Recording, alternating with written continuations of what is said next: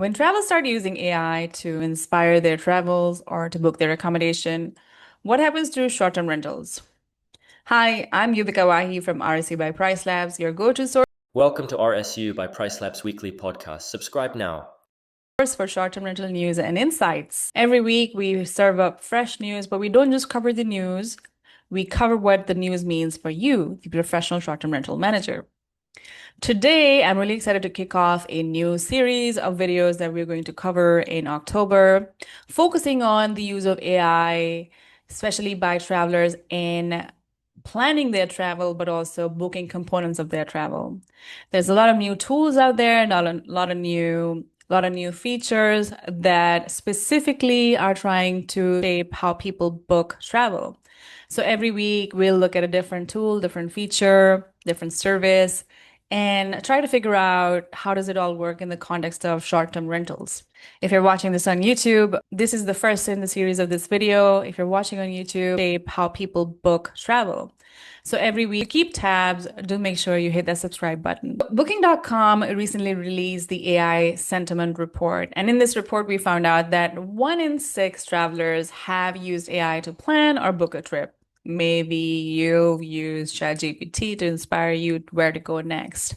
Sometimes maybe you have done it without even knowing that you are doing it. Because, for example, a lot of big booking platforms now use AI-powered natural language search, basically allowing travelers to visit their website and search for what they want in natural language, in simple language.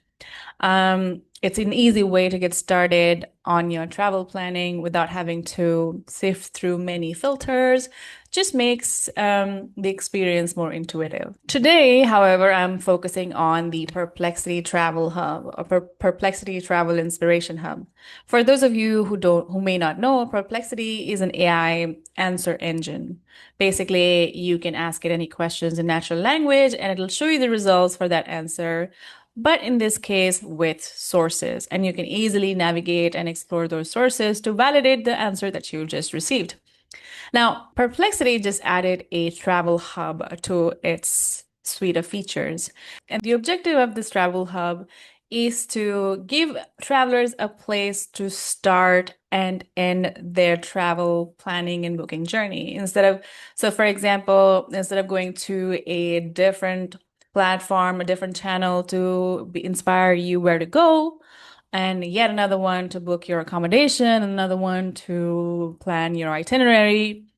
Hypothetically, you should be able to use Perplexity Travel to do all of that in one place.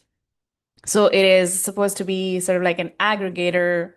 So it can act as an aggregator and curator. Based on where you want to travel or what you want to do while you travel, it can give you curated responses. So what we were obviously curious about was how Perplexity relates to short-term rentals and how short-term rentals might show up on the Perplexity Travel platform. Let me go ahead and show you what Perplexity Travel looks like. Let's find out together how the experience is for your average user, visitor. What do they see? How do they see it? And how they might behave next. All right, so here we are, Perplexity Travel. Now, to visit Perplexity Travel is super easy. You go to perplexity.ai/travel, or when you log into Perplexity, the home page, you can hover on top of home and click on the travel tab, which will bring you where I am exactly right now.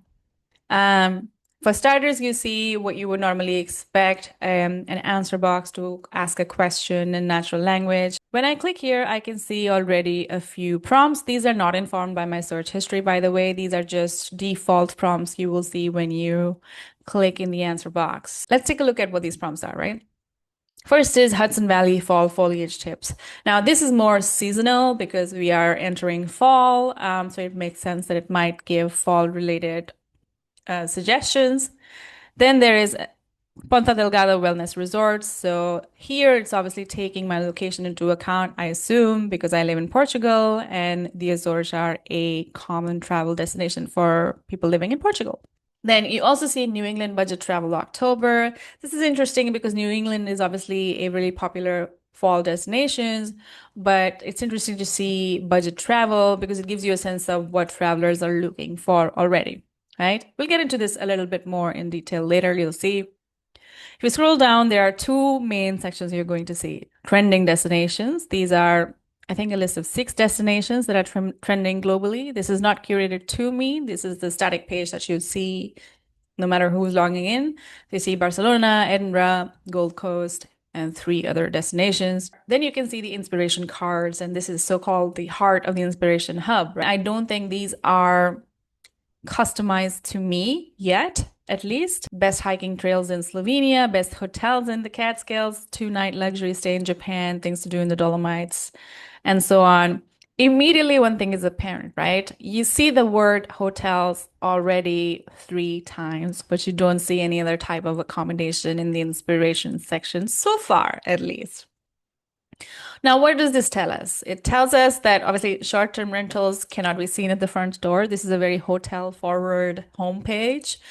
Um, but that makes sense. So when Perplexity Travel launched, they also announced 2 partnerships, one with TripAdvisor and another with Selfbook. And the Selfbook partnership is meant to allow people to book hotels from within Perplexity Travel Hub.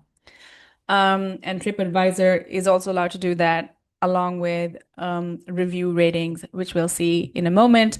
But it makes sense that hotels are front and center because that is at least partly informed by Perplexity's partnerships. What happens when I take a look? What happens when I click on one of the cards? Let's look at best hotels in the Catskills. Anytime you click on a card on Perplexity or you look up a destination, you kind of see this curated magazine style page. Obviously, the content of that page will be custom based on that market. For example, here we see family-friendly lodging options, seasonal booking considerations, because that's what is pertinent to the Catskills market. So aside from telling you a little bit about the market, you can see information about Catskill luxury resorts. You can see boutique mountain accommodation as well as family-friendly lodging options. The source for this information in this case are high-ranking, high-authority sources, CN Traveler, Michelin Guide, and so far we are not seeing much about anything except hotels, any other type of accommodation. But we did look at a hotel cards in all fairness, right? What's interesting also are the follow-up prompts that Perplexity gives to you. Best times of year to book a boutique hotel in the Catskills. Are there any seasonal discounts available? What are the hotels that offer seasonal activities or events? How do seasonal bookings affect the availability of luxury rooms in the Catskills? It's suggesting a journey for you to take, but that is informed by what people are already looking for in that market, right? How that market operates. So what happens when we click on which Catskills hotels offer special seasonal activities or events? First, you can see some information about what these special seasonal activities or events might be. Great. But what I want you to take a look at is this tab right here, Places. If you click on Places, what you will see is basically a map of all the hotels that, according to Perplexity, offer special seasonal activities or events. So you can see the list on the left, the Catskill, Postcard Cabins, Eastern Catskills, Winter Clothing, and on the right, you can actually see the map alongside the rating of each of the accommodations that has popped up. In this case, hotels, right? The rating is coming directly from TripAdvisor, which is the role TripAdvisor is playing in this sort of experience. So let's click on more info on the Catskill. And what it will do is take me to the Catskill website. Theoretically, I'm supposed to be able to book the actual hotel within the Perplexity interface. But so far, and I've tried it a few times, it has not worked for me. It could be a location. It could be a location limitation because I have seen others successfully book hotels from within. But for me, as you can see, I don't even see the option here. It could be picking up on your location. There could be other limitations. I don't know at the moment, but so far, I don't see the option to book any of these hotels. Now, what happens? Let's go back to the assistant tab because what I want to find out is what happens when we ask Perplexity Travel about vacation rentals in Catskills. One thing worth noticing is that there is no Places tab because that is a Selfbook and TripAdvisor integration result, which in this case is not working for any other type of accommodation. Interestingly, the first result we get is not a big name big booking platform, but it's Catskills Cabin Rentals. This is the first mention of Airbnb. However, it's also supported by other sources such as Business Insider and CN Traveler. Next is vacation rental sites. Here we see mention of Airbnb again, but we also see Vrbo in the mix, Booking.com and Home to Go, and specialty sites, including postcard cabins, a tiny house resorts. It doesn't seem too volume focused, at least not in the sense of how many listings a platform has, because we can assume safely that Airbnb might have more listings or Booking.com might have more listings. However, you do see regional or property management company websites listed, which is interesting to see because that serves up the opportunity for players outside of the big three to show up where they're relevant. Another interesting thing here are again the follow-up prompts. So here the follow-up prompts are compare pet-friendly vacation rentals in Catskills with outdoor amenities, Catskills vacation rentals with private lakes or waterfront access, options for luxury cabin rentals with fireplaces or hot tubs, family-sized vacation homes and multiple bedrooms in Catskills, rustic log cabin rental near hiking trails. Now, what can we learn from these follow-up prompts? This is telling us something about the market. It's telling us what people are already looking for in that market, what kind of stays are popular in that market, what kind of amenities do people prefer, what kind of travelers even, family-sized vacation homes. So from a research point of view, if you're a short-term rental manager, this can also be useful for your market to understand what do travelers look for when they come visit your market. Let's take a look at what happens when you click on family-sized vacation homes with multiple bedrooms in Catskills and see the options, see the results that we get. Interestingly, Catskills cabin rental still remains the #1 result, but right after that, we see Vrbo and Home to Go, which is interesting because we know Vrbo's positioning. It's large groups, families traveling together, entire houses, even though Airbnb has these types of listings as well and quite a lot. But it's about how the brand positions itself, which will obviously change the content that brand pushes out, how the listings are optimized, what kind of listings show up on that brand as well on their platform. And you also see Home to Go. Then you see Wynwood Inn and condos. The fourth result is Airbnb and luxury options. Let's try to use the original answer box and get some inspiration, right? So what I want to look for is family-friendly fall destinations, since we are heading into fall in the US. And let's see what happens. Okay, so the very first destination you see is not a destination that you would typically associate with fall because fall is fall foliage, and yet here we are in Orlando, Florida. But worth noting is what maybe pushed this result to the top. So we know Orlando is a huge vacation rental market in itself. It's one of the largest in the US. And so already that gives it a lot of weight, regardless of seasonality. But in this particular case, you see Perplexity highlighting specific autumn events like not Mickey's Not So Scary Halloween Party and the Food and Wine Festival. Now, big events, popular events would definitely push a market. Like we've been seeing this trend pick up a lot in the last couple of years. People are looking for more experiential travel. People increasingly plan their travel more and more around specific activities, specific events happening in a market, might plan the entire vacation around such an event. Next, what we see are our usual suspects. There's Great Smoky Mountains, Tennessee, Asheville, North Carolina, Catskills, New York, Acadia National Park, and Yellowstone National Park.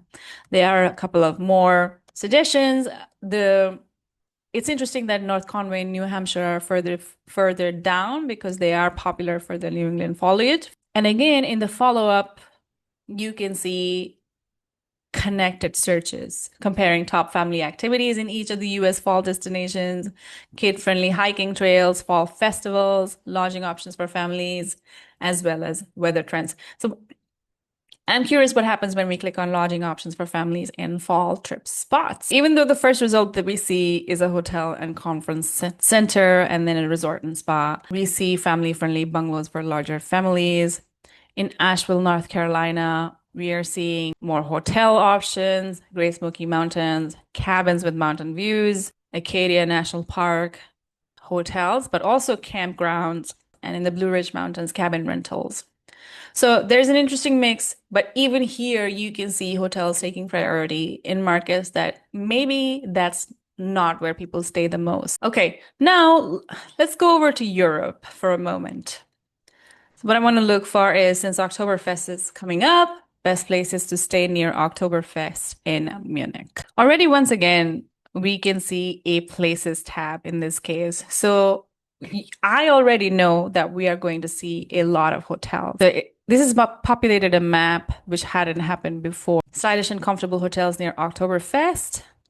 We see a list of hotels, hotel hostels, and budget options near festival grounds. Classic and convenient choices, which are also hostels, but no short-term rentals.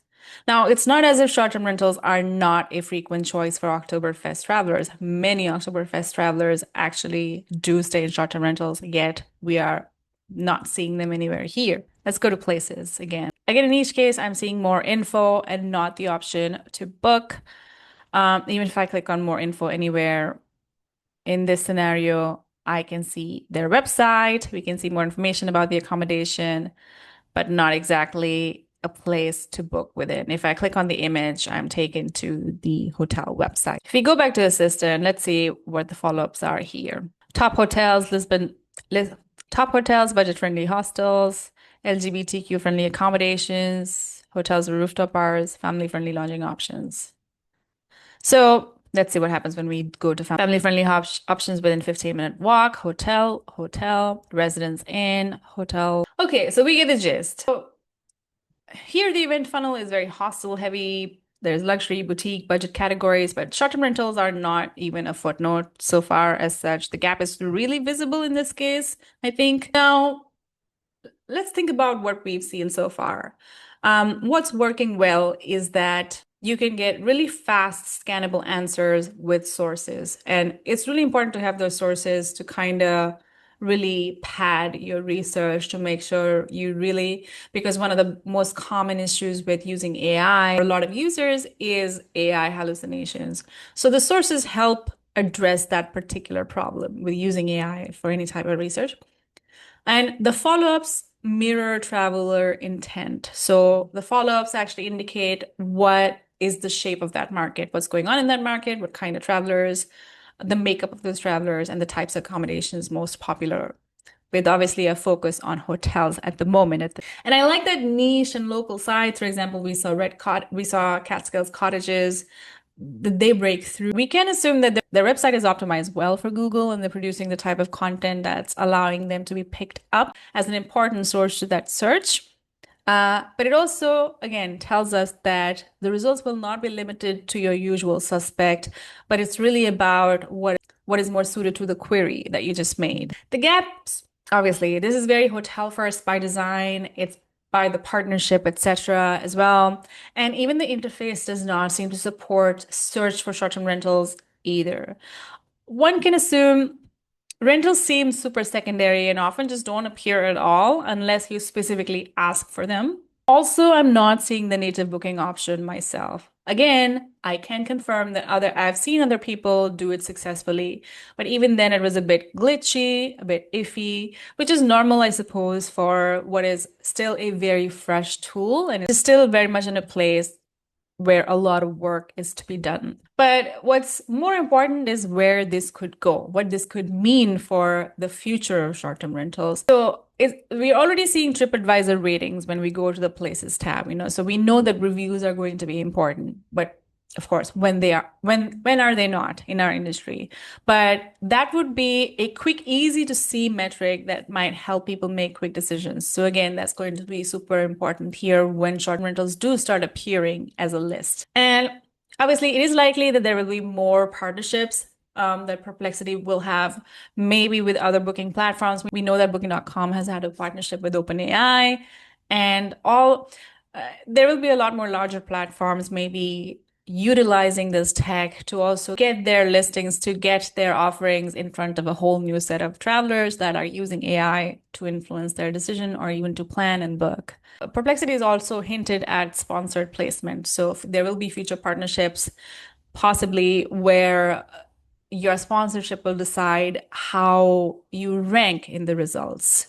Obviously, that brings up some questions around organic answers versus commercial bumps because, and it also raises questions about travelers seeing what they want versus what is being pushed to them, which is always a contentious issue. And at the moment, it is in a very initial stage, but as it matures, it will be interesting to see whether short-term rentals finally do get equal footing, at least in markets where they are the default, because that would make sense, even if that's not the case right now. So in closing, I don't think Perplexity Travel is a booking channel yet. However, it is a really good indicator of where travel planning and travel inspiration is headed. It shows how AI is starting the trip conversation and what will guests see first. I would, of course, as always, love to hear your experience if you've tried Perplexity Travel, maybe if you've tried to do research for your own listings, for your own property management company, or for your market. What was your experience?